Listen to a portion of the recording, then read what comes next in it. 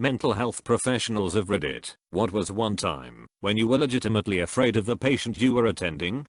Night shift psych aid in a state hospital here. Some patients are fine and don't give us a problem. Right now there is a guy on my ward who gives all the night shift staff the creeps. He usually sleeps at night, but recently he hasn't been.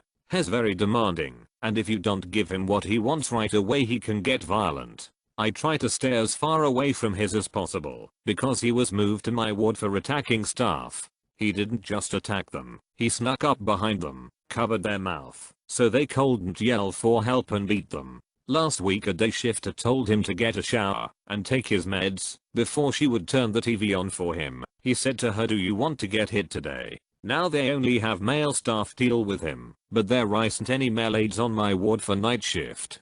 This thread is really making me question my therapist's confidentiality promise.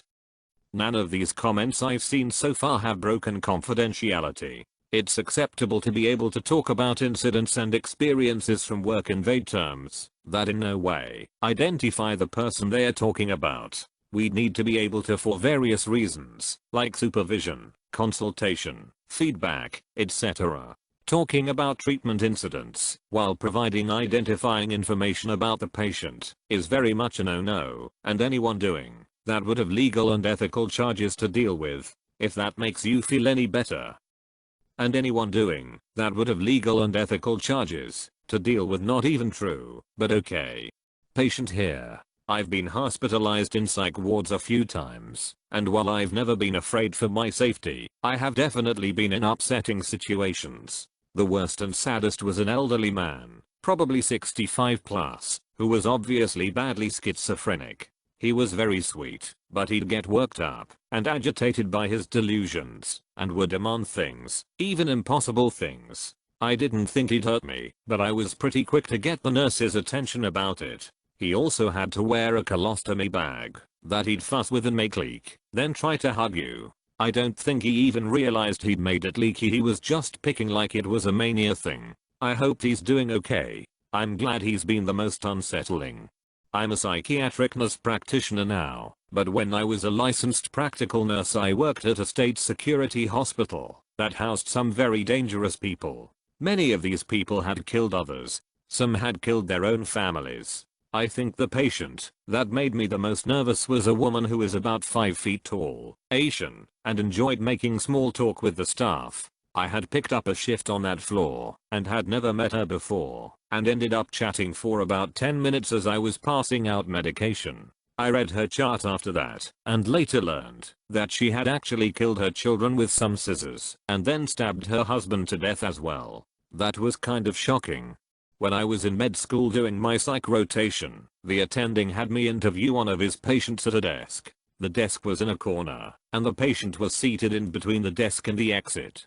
The patient was a big guy and obviously agitated. He said he was feeling anxious. I asked why, and he said he couldn't stop thinking about killing women, to watch their eyes when they died. As a small woman, I suddenly became very uncomfortable with him looking me in the eyes. Despite him getting more and more agitated, I got through the interview without incident, and the attending apologized profusely for putting me in the physical situation and having me interview someone I shouldn't have.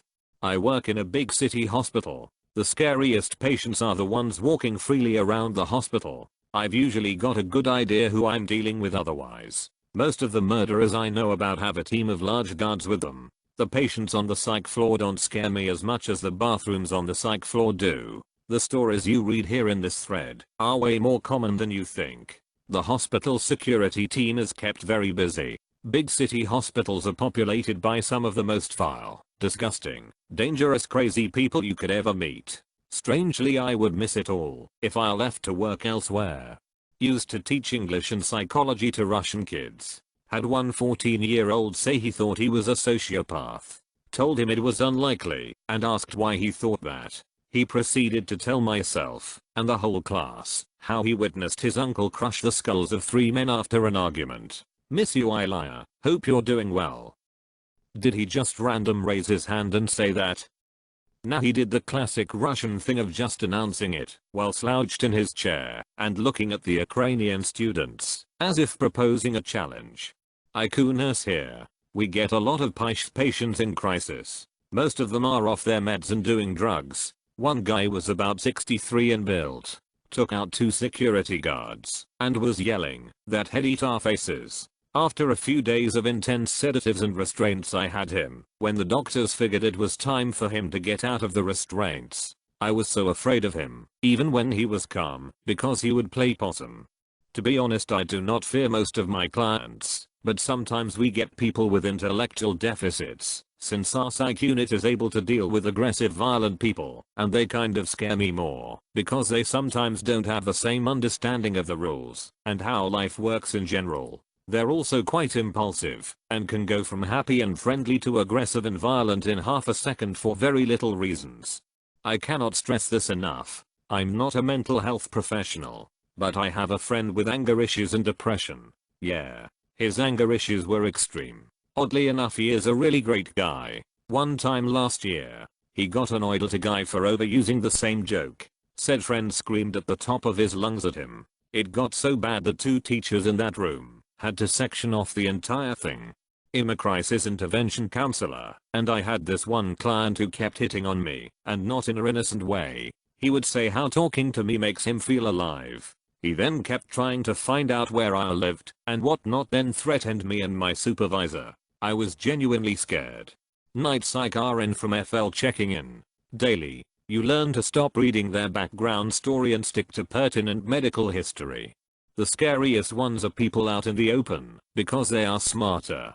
The one who had little to none brain functionality left